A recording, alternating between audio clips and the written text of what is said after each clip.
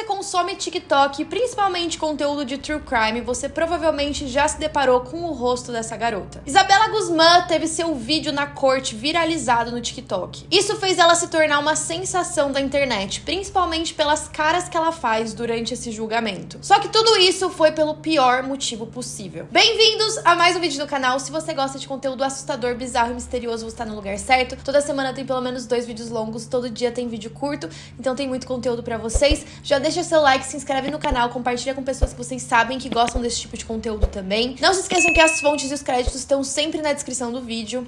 E bora pra história.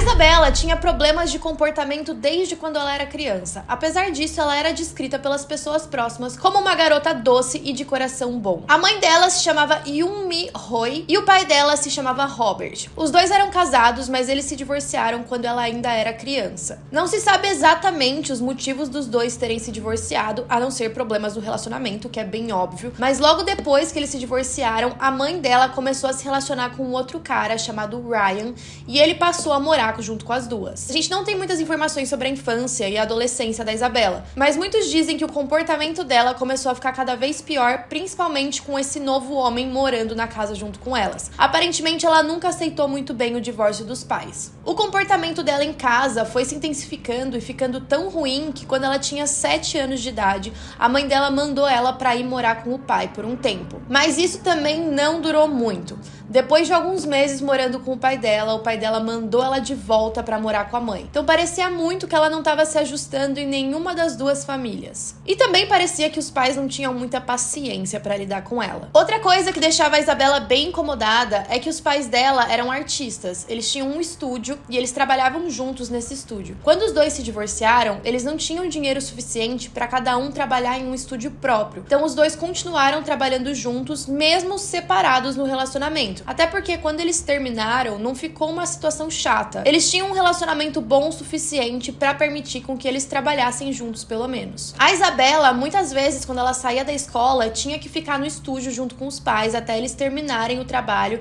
e ela poder voltar pra casa dela. Mas ela odiava. Muitas vezes ela ia pra casa sozinha e preferia isso a ter que ficar com os dois lá. Os pais dela também eram testemunhas de Jeová e ela foi criada dentro dessa religião. Isso até os 14 anos de idade, quando ela decidiu que ela não queria mais. Ela disse nunca ter acreditado muito na religião e não gostar muito do que eles seguiam. E é claro que isso também deu um conflito dentro da casa, principalmente com a mãe. Como ela seguia a religião, eu não sei exatamente como funciona, mas aparentemente quando uma das pessoas deixa de seguir, tem um certo comportamento meio esquisito pra essa pessoa, como se você tivesse que rejeitar essa pessoa da sua vida. Lembrando que não existe nenhuma prova de que isso de fato aconteceu, que por ela ter decidido sair da religião, eles trataram ela de uma forma diferente. Mas ela dizia que ela não se sentia bem e que os problemas na casa foram ficando cada vez piores depois dessa saída. Quando ela foi pro ensino médio, ela chegou no último ano e ela decidiu não continuar e não se formar. As notas dela já estavam muito ruins, ela estava indo muito mal e ela decidiu sair.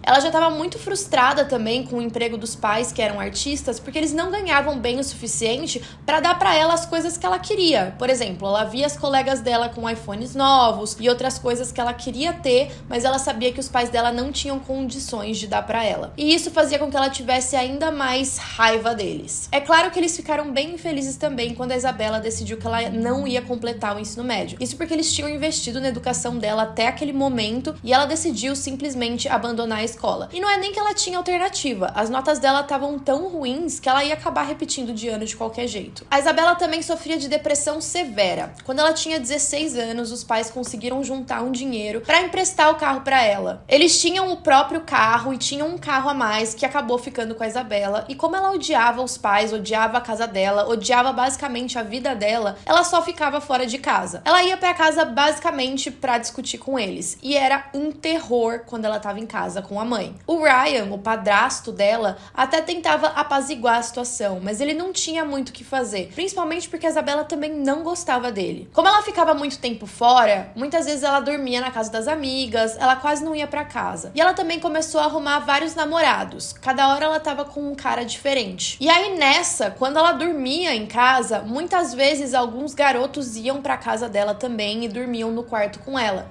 E algumas dessas vezes o Ryan pegou ela com esses caras e ele ficou bravo. Ele acabou dedurando pra mãe dela que ela tava trazendo gente ali sem pedir permissão pra mãe. Lembrando que até então a Isabela era menor de idade. Quando o caso aconteceu, ela tinha 18 anos. Isso tudo foi acontecendo um pouquinho antes. Então a mãe ainda tinha, obviamente, autoridade e também a Isabela tava dentro da casa da mãe dela. Teve uma vez, inclusive, que um namorado da Isabela tava na casa, os dois tiveram uma briga e ele saiu correndo porque ela tava correndo atrás dele com um taco de golfe. Foi em agosto de 2013 que a relação da Isabela com a mãe se tornou insuportável. O pai da Isabela, o Robert, às vezes era contatado pela mãe porque ela se mostrava preocupada. O pai mesmo deu um depoimento dizendo que a partir dessa data, a Isabela se tornou mais desrespeitosa e ameaçadora. No dia 27 de agosto de 2013, a Isabela teve uma discussão com a mãe que acabou com a Isabela cuspindo na cara dela. Então vocês imaginam o desrespeito que você tem que ter com a sua própria mãe pra uma briga resultar nisso. E é óbvio que os dois lados, ninguém cedia. Eu tenho certeza que a relação dos dois lados era muito difícil. O Robert, quando ficava sabendo disso, às vezes ia lá na casa, tentava conversar com a Isabela, mas ela não dava muito ouvidos. A Isabela também começou a mandar alguns e-mails ameaçadores pra mãe, dizendo que ela ia pagar por isso. É claro que a mãe dela tinha medo, mas não tinha muito que ela pudesse fazer. No dia seguinte, no dia 28 de agosto, a mãe da Isabela recebeu de novo um e-mail falando que ela ia pagar pelo que ela tinha falado. A mãe ficou aterrorizada e inclusive chamou a polícia, porque ela não sabia o que a Isabela era capaz ou o que ela ia fazer. Pelo que ela ia pagar? Como ela ia pagar? O que ia acontecer? A polícia foi imediatamente até a casa e os policiais tiveram uma conversa com a Isabela. Eles sentaram com ela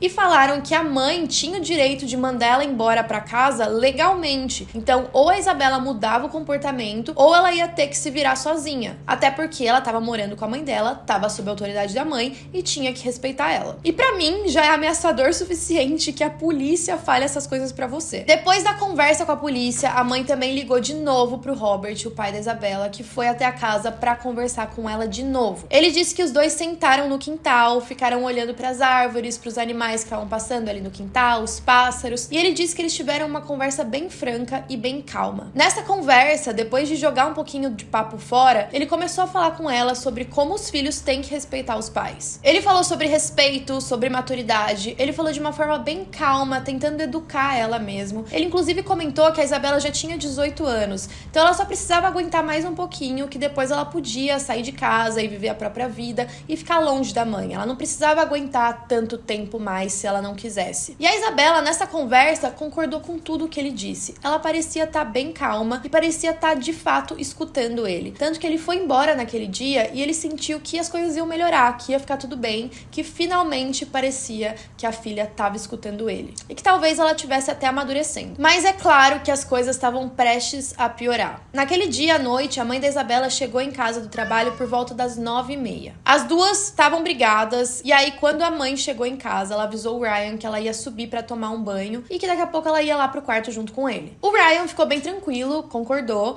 Ele ouviu ela subindo as escadas, ligando o chuveiro pra tomar banho. Só que depois ele ouviu um baque e alguns gritos que fizeram o sangue dele gelar. A mãe da Isabela tava gritando pela ajuda dele, chamando ele desesperadamente. E na mesma hora, o Ryan já entendeu que alguma coisa grave estava acontecendo. Então ele pegou o telefone e ligou pra polícia. Quando ele subiu as escadas, já falando com a polícia pra eles irem pra casa imediatamente, lembrando que a polícia já tinha noção que alguma coisa ia acontecer, porque eles já tinham sido chamados uma vez pra ir lá na casa delas. Então a polícia tava ali no telefone perguntando algumas informações do que estava acontecendo. E quando o Ryan subiu as escadas, ele viu que a porta do banheiro estava aberta e o chuveiro estava ligado, o que não fazia sentido, porque se a mãe tava tomando banho, ela devia ter fechado a porta e o chuveiro ia estar ligado ali com ela tomando banho. E aí quando ele chegou na frente do banheiro, a porta bateu na frente dele. Ele tentou abrir, mas ele viu que a porta estava trancada. E a Isabela estava fazendo uma força contra a porta também, que ele não conseguia abrir. Do nada, parecia que a garota de 18 anos teve uma força sobrenatural que fez com que o Ryan não tivesse forças para manter a porta aberta. E foi aí que o pior pesadelo dele aconteceu. Quando ele olhou embaixo da porta, ele viu que tinha sangue saindo ali pelo corredor. Agora ele já estava falando com a polícia, ele mandou o endereço, ele pediu ajuda, a polícia já estava a caminho. De repente, a porta do banheiro abriu. A Isabela, com um top e shorts, estava inteirinha ensanguentada e segurando uma faca na mão. Quando ela abriu a porta, ela nem olhou pro Ryan. Ela parecia nem ter visto ele ali. Ela só saiu e foi andando como se não tivesse ninguém mais na casa. O Ryan estava completamente aterrorizado.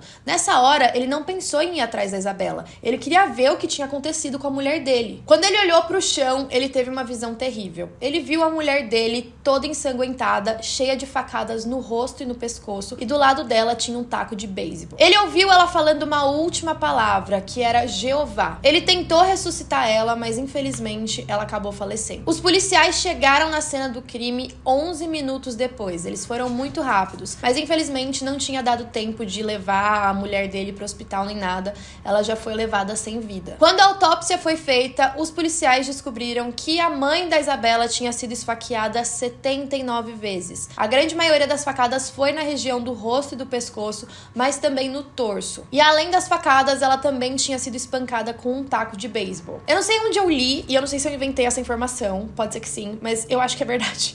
Normalmente, quando as feridas, né, quando a pessoa tenta ferir o rosto, é um sinal de que o crime é mais passional, que tem, assim, tem um intuito de vingança e é um motivo bem particular mesmo. No caso, faz sentido, né, porque era a Isabela com a mãe dela. Então, talvez se fosse um estranho que tivesse invadido a casa e matado a mãe da Isabela, as feridas não teriam sido tão concentradas no rosto e no pescoço, teria sido mais pelo resto do corpo. Apesar da polícia ter chegado só 11 minutos depois, quando eles chegaram, a Isabela também já tinha fugido. E foi aí que eles se apressaram pra colocar um alerta na mídia, pra colocar o rosto dela em todos os lugares e avisar a população que ela tava foragida e que ela tava armada, afinal ela saiu da casa com uma faca na mão. Ela não foi descoberta até o dia seguinte. A polícia recebeu uma ligação anônima. Na verdade, a pessoa não tava nem falando que tinha encontrado a Isabela. Eles tinham falado que eles tinham encontrado um corpo que estava dentro de um carro em um estacionamento. E aí a polícia foi imediatamente até esse carro. Mas quando eles descobriram, o carro era da Isabela. Ela estava deitada dentro do carro, ainda ensanguentada com o sangue da mãe e com a arma do crime, né, a faca.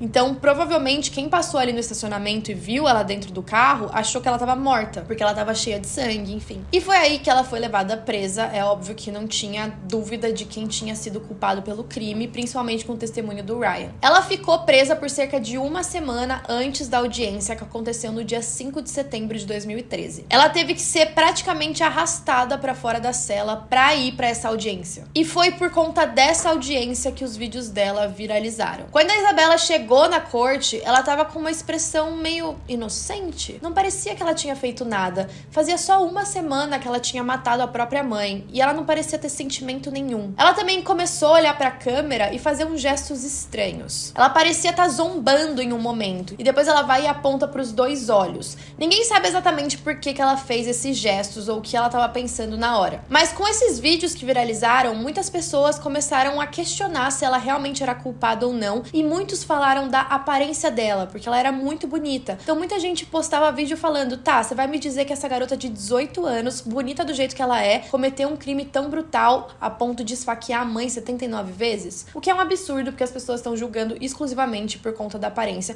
e a gente já viu muitas vezes isso acontecer no TikTok. Só porque a pessoa é bonita, as pessoas acham que ela não é capaz de cometer algo tão terrível. Muitas pessoas, inclusive, fizeram montagens e várias trends tentando imitar o rosto dela, a expressão facial dela, ou até, tipo, aquelas trends como se tivessem apaixonados por ela. E é bizarro, porque o caso aconteceu em 2013, e aí descobriram esse vídeo da audiência e 7 anos depois ele viralizou no TikTok. Durante a audiência, a defesa tentou partir para a alegação de insanidade. A Isabela já tinha passado por uma análise psicológica antes que dizia que ela tinha esquizofrenia. Lembrando que ela também sofria de depressão. Um médico também testemunhou nessa audiência dizendo que ela sofria sim de esquizofrenia e de delírios durante anos. De acordo com a Isabela, ela nem tinha percebido que ela estava esfaqueando a mãe. Ela também disse que, ao invés da mãe, ela estava esfaqueando uma mulher chamada Cecília para poder salvar o mundo, como se ela tivesse que matar essa tal Cecília para o mundo ser salvo. E isso não foi uma invenção dela na hora da audiência. De acordo com alguns relatos, ela já estava chamando a própria mãe de Cecília há algum tempo. Ninguém estava entendendo por quê. Um namorado dela também, aquele que foi perseguido pelo taco de golfe,